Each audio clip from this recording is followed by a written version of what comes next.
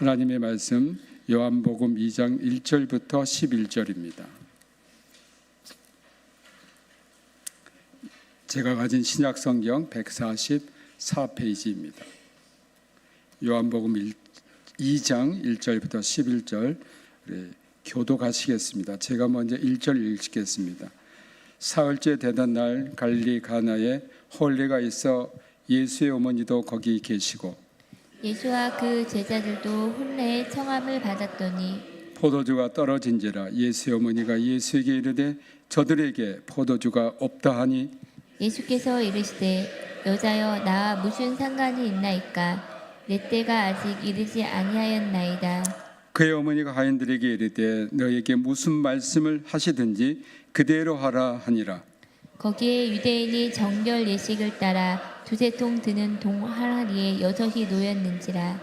예수께서 그들에게 이르시되 항아리에 물을 채우라 하신즉 아기까지 채우니 이제는 떠서 연회장에 갖다 주라 하시매 갖다 주었더니 연회장은 물로 된 포도주를 맛보고도 어디서 났는지 알지 못하되 물도온 하인들은 알더라. 연회장이 신랑을 불러 말하되 사람마다 먼저 좋은 포도주를 내고 취한 후에 낮은 것을 내거늘 그대는 지금까지 좋은 포도주를 두었도다 하니라. 같이 읽겠습니다. 예수께서 이 첫 표적을 갈릴리 가나에서 행하여 그의 영광을 나타내심에 제자들이 그를 믿으니라. 아멘. 하나님 아버지 감사합니다. 겸손한 마음으로 두렵고 떨리는 마음으로 주님 앞에 나왔습니다. 시간 이곳에 주님 임재하셔서 우리의 심령의 문을 열어 주옵소서. 주님의 음성을 듣게 하여 주옵소서. 우리의 영의 눈이 떠서 주님을 보게 하시고 하나님께서 이 자리에 우리와 함께 계시고 성령님께서 우리에게 성령으로 기름 부어 주옵소서. 모든 영광과 존귀와 찬송을 주님께 돌립니다. 예수님 이름으로 기도합니다. 아멘. 요한복음과 창세기의 첫 단어는 태초에라고 시작합니다.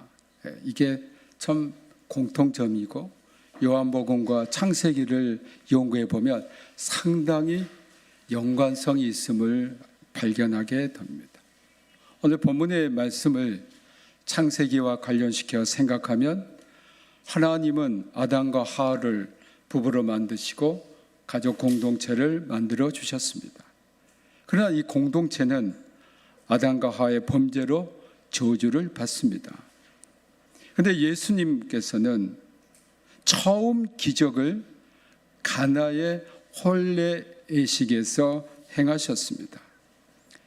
최초의 결혼한 부부인 아담과 하와는 저주를 받았는데 예수님은 요한복음에서 이 새롭게 시작하는 부부의 문제를 해결하시고 복을 주십니다.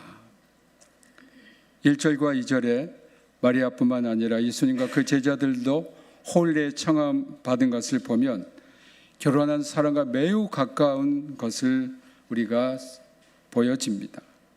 3절에 보면 이 즐겁고 축하를 받아야 할 결혼식에 문제가 등장합니다. 그것은 혼례 흥을 돋우고 손님들에게 대접하는데 절대 필요한 포도주가 떨어진 겁니다. 이것은 잔치를 베푼 사람 입장에서 보면 매우 심각한 일입니다. 사랑하는 우리 성도 여러분, 문제가 있는 것은 은혜 받을 기회요, 은혜 받을 가능성이 있는 것입니다. 어떤 사람은 이 문제를 은혜로 받아들이지만 어떤 사람은 이 문제로 인해서 큰 시험에 빠져 헤어나지 못하는 사람도 있습니다. 그런데 이 문제가 어떤 곳에서 일어났음을 주목해야 할 필요가 있습니다. 그래서 예수님이 계신 그 장소입니다. 그래서 우리가 예수 그리스도 안에서 신앙생활을 하고 예수님을 모시고 산다고 해도 문제가 안 일어나는 것이 아니라는 겁니다. 신앙생활을 열심히 하고 기도도 열심히 하는데 성실하게 사는데 아플 때도 있습니다. 때로는 어려움에 당해서 정말 헤어나지 못하는 상처를 받을 때도 있습니다. 신앙 안에 있고 예수님 안에 있다고 해서 모든 어려움과 환난과 근심에서 고통에서 면제되었다는 것은 아닙니다. 중요한 것은 문제가 일어났을 때에 어떻게 대처하는가입니다. 예수님의 어머니 마리아가 이 문제가 일어났을 때 대응하는 방식을 보십시오. 그녀는 이 문제를 혼자 해결하거나 이웃과 상의하지 않고 먼저 예수님께 가지고 갔습니다. 이것은 기도의 삶을 보여줍니다. 우리가 세상 살면서 문제 해결을 경험하려면 모든 문제를 먼저 예수님께 가지고 가는 겁니다. 아무리 완벽한 그러한 준비가 됐더라도 이 혼인잔치에 문제가 일어났습니다. 세상 살다 보면요, 예기치 않는 일이 일어납니다. 어떤 일을 당할지 우리는 알 수 없습니다. 나에게는 이런 어려움이 절대 일어나지 않아라고 장담할 수 없습니다. 제가 잘 아는 사업하시는 장로님을 만났는데 그분이 그런 말씀을 해요. 목사님, 너무 어렵습니다. IMF 때보다 더 어려워요. 제가 지금 광야 생활하고 있습니다. 그런 말씀을 하세요. 성도 여러분, 얼마나 어려우십니까? 특히 자영업 하신 분들 얼마나 어려우십니까? 또 가정의 자녀들 때문에 얼마나 어려우세요? 여러분, 부모가요 참 어려운 게 자녀를 마음대로 할 수 없다는 거예요. 네. 자녀들 때문에 기도하고 어려움을 호소하는 많은 성도들이 있는 줄 압니다. 자녀들의 진학 문제, 취업 문제, 혼사 문제. 여러분, 나이가 들수록 어떻습니까? 과거에는 건강했는데 육신의 질병이 하나 둘씩 찾아옵니다. 또 살다 보면 마음의 상처로 괴롭습니다. 이 세상에는 아무 문제 없이 사는 사람은 하나도 없습니다. 여러분, 길가의 장미를 보세요. 멀리서 보면 얼마나 아름답습니까? 근데 장미를 가까이 가서 보면요, 거기에 가시가 있어요. 우리가 아무리 어려운 문제를 당할지라도 궁극적인 해결점이 있습니다. 그것은 간단합니다. 그 모든 문제를 예수님께 가지고 가는 겁니다. 3절에 보면 마리아는 예수님께 이 문제를 가지고 갔습니다. 예수님, 포도주가 떨어져서 큰일 났어요 하지 않고 저들에게 포도주가 없다. 이것은 주님께 부족함과 무능함을 고백한 겁니다. 우리 주님께 문제 있는 그대로를 고백했습니다. 우리가 기도할 때 범하기 쉬운 실수 가운데 하나는 주님께 우리의 문제를 그대로 고백하는 것보다도 하나님께 지시합니다. 하나님, 내가 이런 문제가 있으니 이렇게 해결해 주십시오. 저는 이것을 지시적 기도라고 말합니다. 우리의 문제를 그대로 말씀드리면 됩니다.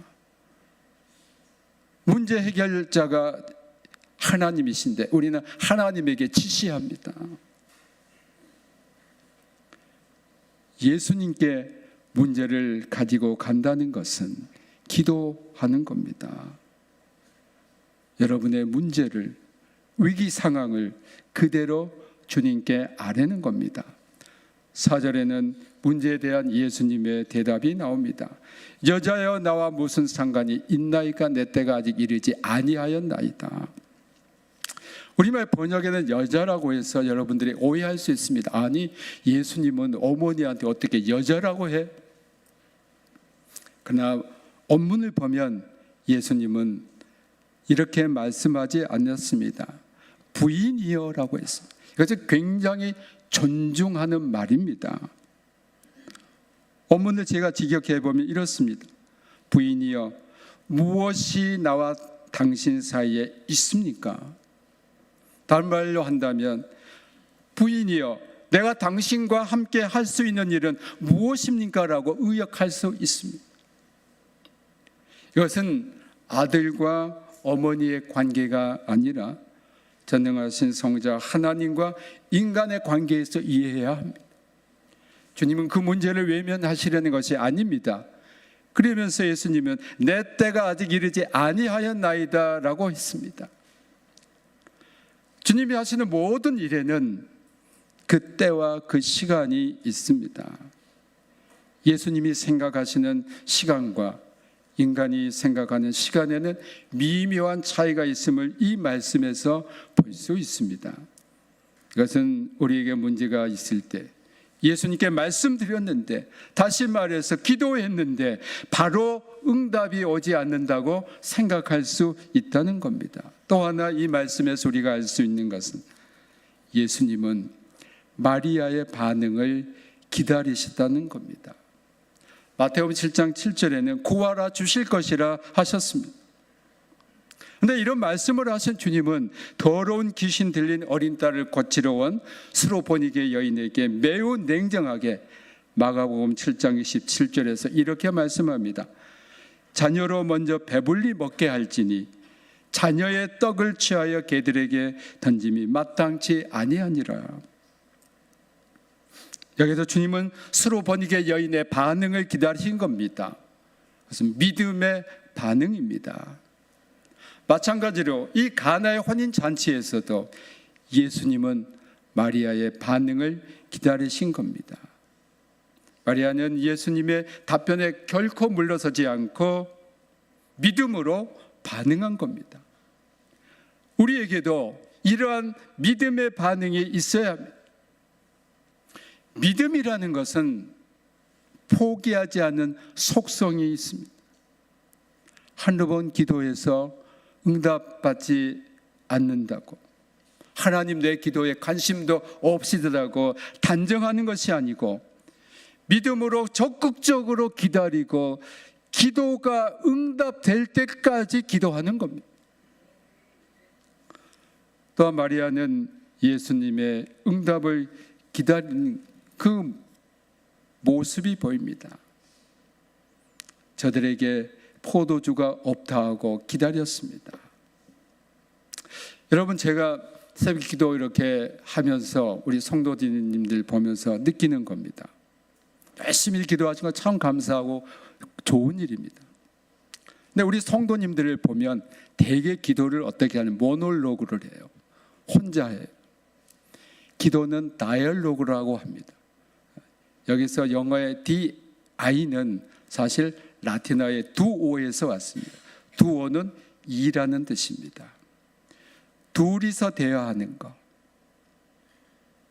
여러분들이 기도하고 하나님 앞에 말을 딱 다 해놓고 그대로 그 자리에서 떠납니다. 근데 주님은 뭐라고 하신지 알아요? 나도 좀 너에게 말하고 싶다. 다이얼로그 하자. 대화하자. 저는 기도하고 난 다음에 조용한 시간을 갖습니다. 왜냐하면 내가 주님께 말씀했기 때문에 이제는 주님이 나에게 말씀하는 시간을 드리는 겁니다. 그래서 우리가 기도는 대화입니다. 아들이 아버지에게 대화하듯, 아들이 어머니에게 대화하듯, 딸이 어머니에게 대화하듯 대화하는 겁니다. 그렇기 때문에 여러분, 기도가 어려운 게 아니에요. 하나님께 그냥 있는 대로 말씀하고, 이제 하나님 저에게 말씀하십시오 라고 기다리는 겁니다. 5절에는 예수님의 이러한 대답에 마리아의 믿음의 반응이 나옵니다. 마리아 예수님의 답변에 예수님이 이 문제를 분명히 해결해 주신다는 믿음이 있었습니다. 그래서 하인들에게 이렇게 말합니다. 예수님이 무슨 말씀을 하시든지 그대로 하라 했습니다. 내가 기도했으니 주님이 분명히 하실 거다라는 믿음이 있기 때문에 하인들에게 말한 겁니다. 여기에 마리아가 문제에 대응하는 두 번째 방법이 있습니다. 그것은 예수님이 무슨 말씀을 하시든지 그대로 하는 겁니다. 이유가 없습니다. 따지지도 않습니다. 말씀하시는 대로 그대로 하고 믿는 겁니다. 여러분, 믿음이라는 것은 추상적인 게 아니에요. 행동하는 겁니다. 어떤 학생이 하나님 앞에 열심히 기도했으면 하나님 저 공부 잘하게 해주세요. 그럼 그 학생이 그 다음 뭘 해야 되냐면 공부해야 됩니다. 나 하나님께 기도했으니까 이렇게 놀아도 공부 잘하겠지. 그건 자신을 속이는 겁니다. 여러분이 믿음으로 기도했으면 하나님께서 나에게 하신 것이 무엇이든지 그대로 실천하시기를 주님의 이름으로 축복합니다. 우리는 하나님의 말씀에 순종해야 됩니다. 순종이 가장 큰 복입니다. 사도행전 5장 32절에서 하나님이 자기에게 순종하는 사람에게 성령을 주신다고 했습니다. 사무엘상 15장 22절 순종이 제사보다 낫고 듣는 것이 순양의 기름보다 낫다고 했습니다. 제가 신앙생활 하면서 여러분 은사도 좋고 능력도 좋지만 순종이 신앙의 꽃입니다. 마귀는 순종하는 사람을 피하고 앗다가도 도망갑니다. 야고 4장 7절에 너희는 하나님께 복종할지어다 마귀를 대적하라 그러면 너희를 피하리라고 하셨습니다. 마귀를 쫓아내기 전에 우리가 하나님 앞에 온전히 복종하면 마귀는 하나님 복종하는 사람을 제일 무서워합니다. 도망갑니다. 여러분 이런 사람들이 되시길 주님의 이름으로 축복합니다. 사랑하는 성도 여러분, 우리가 우리 문제를 가지고 예수님께 기도할 때 주님은 분명 우리에게 여러 가지 방법으로 응답하십니다. 말씀하십니다. 하나님 말씀을 통해서, 음성을 통해서, 권면을 통해서, 또 어떤 이들에게는 꿈을 통해서도 말씀하십니다. 제가 이렇게 여러분들에게 말씀드리는 것은 제가 체험해 보았기 때문입니다. 가장 보편적인 것은 성경 말씀을 통해서 하는 겁니다. 어쩌면 이 시간 말씀을 통해서 여러분들에게 하나님이 응답하시는 분도 계실 겁니다. 6절에 보면 돌 항아리 6이 놓였다고 했습니다. 이 말씀은 기적이 일어나는 통로는 먼 곳에 있는 것이 아니라 바로 나의 삶의 주변에 그리고 문제가 있는 그곳에 있다는 겁니다. 돌 항아리는 유대인이 일상적으로 하는 정결 예식을 위해서 물을 담아두는 그릇이었습니다. 바로 이 단순한 돌 항아리가 기적의 도구로 사용된 겁니다. 예수님이 말씀하시니 그곳에 기적이 일어난 겁니다. 여러분의 삶의 기적은 바로 여러분의 삶의 주변에 널려 있습니다. 우리가 깨닫지 못하고 우리의 영의 눈이 닫혀 있기 때문에 보지 못하는 겁니다. 7절에는 예수님이 하인들에게 하신 말씀이 나옵니다. 이것은 바로 기도 응답의 첫째 단계입니다.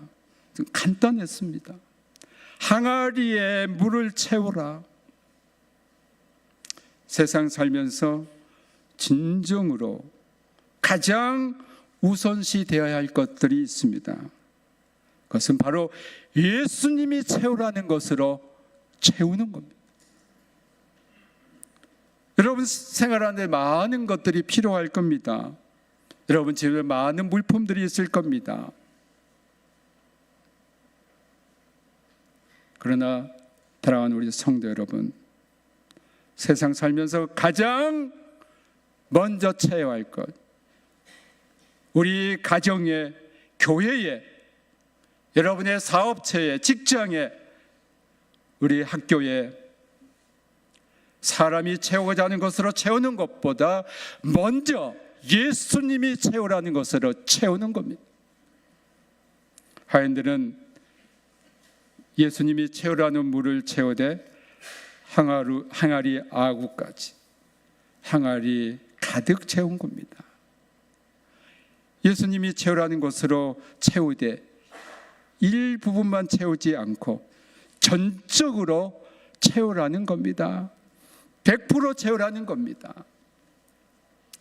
주님께서 우리 평택대학교의 성도 여러분들에게 채우라는 것이 있을 겁니다. 성경은 물을 주로 말씀으로 상징해서 말하고 있습니다. 우리가 맨 먼저 채워야 할 것은 우리의 심령에 하나님의 말씀으로 가득 채우는 겁니다. 성도 여러분들이 세상 살면서 먼저 해야 할 일은 하나님의 말씀으로 여러분들 가득 채우시기 바랍니다. 여러분의 마음에 하나님의 말씀이 늘 거하기를 바랍니다. 항아리 아구까지 물을 채운 하인들에게 예수님이 떠서 연회장에 갖다 주라고 했습니다. 너무 이상한 일이잖아요. 물을 갖다 주라니요. 아니, 연회장들에게 물 먹이시려고 그럽니까? 이 사람들이 물 먹으러 왔습니까? 이렇게 물 갖다 주면 신랑이 체면이 서겠습니까? 아무도 대꾸하지 않았습니다. 지금 여기 결혼 잔치 자리인데 물을 갖다 주라니요. 아무도 따지지 않았습니다. 하인들은 예수님이 하라는 대로 했습니다. 사랑하는 성도 여러분, 기도의 기적을 체험하고 싶습니까? 그렇다면 예수님이 말씀하시는 대로 순종하시기를 주님의 이름으로 축복합니다. 그 결과는 포도주 맛을 본 연회장 반응에 나타나 있습니다. 연회장은 그 포도주가 어디에서 났는지 알지 못했는데 맛을 보니 너무 훌륭했습니다. 연회장이 볼 때 일반적으로 잔치집에서는 먼저 좋은 포도주를 내고 사람이 취한 후에는 낮은 포도주를 냅니다. 근데 이 집은 반대였습니다. 맛이 최상품이었습니다. 무엇을 의미합니까? 예수님을 말씀을 순종할 때에 변화가 일어난다는 겁니다. 사랑하는 우리 평택대학교의 성도 여러분, 예수님 말씀대로 순종하시기 바랍니다. 그때 여러분에게 변화가 일어납니다. 남에게 변화하라고 하지 말고 먼저 내 자신이 변화되어야 합니다. 그것은 말씀밖에 없습니다. 우리 화학적 변화를 일으켜 포도주, 그것도 제상품의 포도주가 된 것처럼 예수님 말씀대로 의심 없이 행하면 분명 변화가 여러분 자신에게 일어나고 그 변화가 가족들에게 일어나고 교회와 지역사회에 일어나게 됩니다. 순종한 사람들은 기적이 일어났음을 체험했습니다. 마리아는 그의 기도가 완벽하게 성취되는 것을 체험했습니다. 여러분, 하나님께 하는 기도가 아무것도 아니라고 생각하는 분에게는 정말 아무것도 안 일어납니다. 나의 기도를 하나님은 반드시 들으신다, 응답하신다고 믿는 사람들에게는 반드시 될 줄로 믿습니다. 저는 천국은 가본 적이 없습니다. 천국이 있는 건 믿는데 가본 적은 없습니다. 근데 천국 가본 분들이 그런 이야기를 하시더라고요. 천국에 갔더니 우리 기도한 것들이 다 쌓여 있더래요. 우리 기도한 것들이 다 기록되어 있다. 하나님의 천사들이 그것을 다 기록하고 있더래요. 여러분, 하나님은 우리 아버지십니다. 믿습니까? 우리 아버지는 우리의 기도를 다 기억하시고 기록해 두시고 그때, 그 카이로스가 되는 때에 분명히 응답해 주실 줄로 믿습니다. 요한복음 15장 7절에 너희가 내 안에 거하고 내 말이 너희 안에 거하면 무엇이든지 원하는 대로 구하라. 그리하면 이루리라고 하셨습니다. 기도는 기적을 체험케 하고 변화를 가져다 줍니다. 지난 금요일 저녁에 성령 기도회를 했습니다.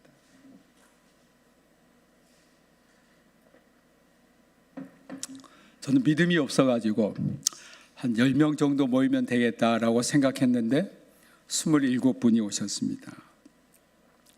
정말 뜨겁게 기도했습니다. 앞으로 금요일 매달 마지막 금요일에는 제가 기도회를 인도합니다.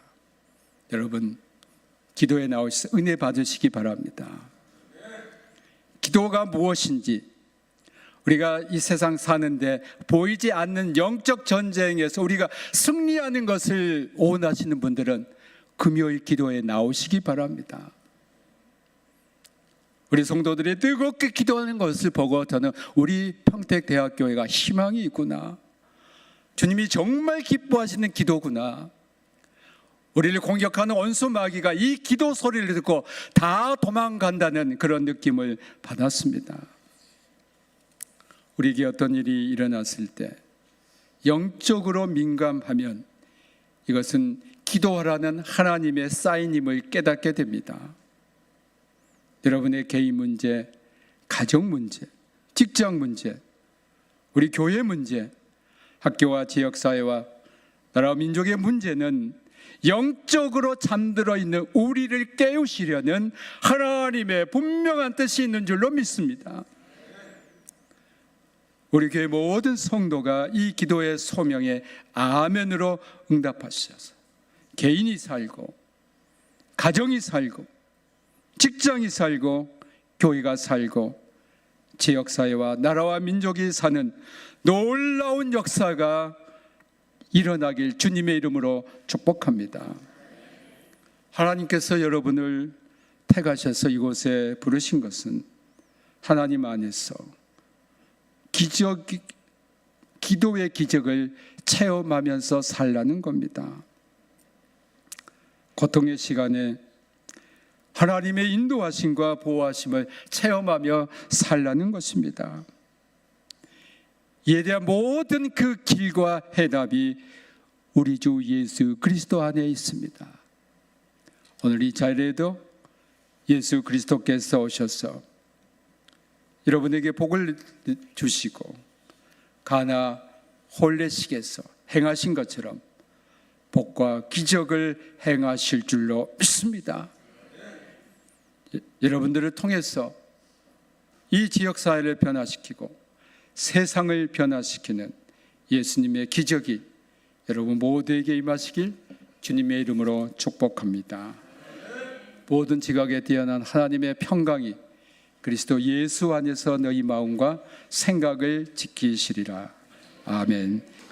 예수 그리스도의 은혜와 아버지 하나님의 크신 사랑하심과 성령님의 감화 감동하심이